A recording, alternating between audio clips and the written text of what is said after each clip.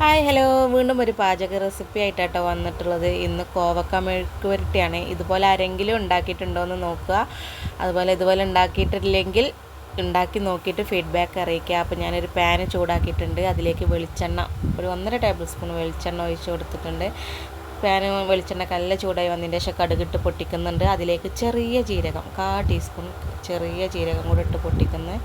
അതിലേക്ക് ഇഞ്ചല്ല സോറിനെ എന്തൊക്കെയാണ് പറയണേ, വെളുത്തുള്ളി തോലുവൽക്കനെ ഞാൻ കുത്തിയതാട്ടോ.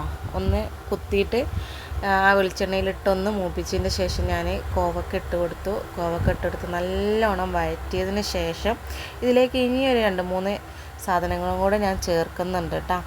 അപ്പോൾ ഇതുവരെ എൻ്റെ ചാനൽ സബ്സ്ക്രൈബ് ചെയ്യാത്തവർ സബ്സ്ക്രൈബ് ചെയ്ത് സപ്പോർട്ട് ചെയ്യുക, ലൈക്ക് ചെയ്യുക, ഷെയർ ചെയ്യുക, കമൻറ്റ് ചെയ്യുക. അപ്പോൾ ഞാൻ ഒന്നും കണ്ട് ചൂടാക്കി എടുത്തതിന് ശേഷം അതിലേക്ക് ഒരു ചെറിയ മീഡിയം സൈസ് വലിയ ഉള്ളി ചെറുതാക്കി കട്ട് ചെയ്തത് ഇട്ട് കൊടുത്ത് നല്ല രീതിക്ക് ഇളക്കുന്നുണ്ട്.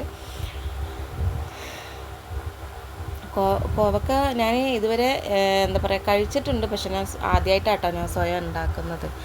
അപ്പോൾ എനിക്കിഷ്ടം പച്ച കഴിക്കാനാണ്. അപ്പോൾ ഇതൊന്ന് മെഴുക്ക് പുരട്ടിയാക്കി നോക്കിയിട്ട് എന്താ പാടുമെന്ന് നോക്കാമെന്നുള്ള ലെവലിൽ ഉണ്ടാക്കിയതാണ്. അപ്പോൾ ആവശ്യത്തിനുള്ള ഉപ്പ് ചേർത്ത് കൊടുക്കുക. എന്നിട്ട് നമുക്കൊരു 2-3 മിനിറ്റ് അടച്ച് വെച്ചിട്ട് വേവിക്കാം കേട്ടോ. എന്നിട്ട് ഞാനൊന്ന് തുറന്നിട്ട് ഇളക്കി കൊടുത്തിട്ടുണ്ട് ഒരു 3-4 മിനിറ്റ് കഴിഞ്ഞതിന് ശേഷം. അപ്പോൾ ആയിട്ടില്ല. അപ്പോൾ ഇതിലേക്ക് നമുക്ക് പൊടികളും കൂടെ ചേർത്ത് കൊടുക്കേണ്ടതുണ്ട്. എന്നിട്ട് വീണ്ടും നമ്മൾ അടച്ച് വെച്ചിട്ട് വേവിക്കുകയാണ് ചെയ്യുന്നത്.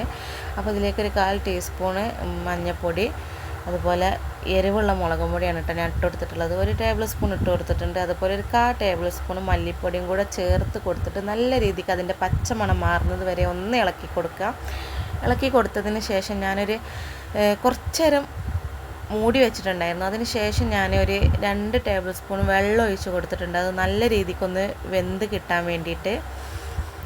എന്നിട്ട് നല്ല രീതിക്ക് ഇളക്കി കൊടുത്തു. മെഴുക്ക് പുരട്ടി കൂടെ ആയിട്ടുണ്ട്. അടുത്തൊരു റെസിപ്പി ആയിട്ട് ഞാൻ വീണ്ടും വരാം. നമുക്ക് വീണ്ടും അടുത്ത റെസിപ്പി ആയിട്ട് കാണാം. അപ്പോൾ ഇതുപോലെ ഉണ്ടാക്കി നോക്കുക, ഫീഡ്ബാക്കൊക്കെ അറിയിക്കാം. Okay, bye.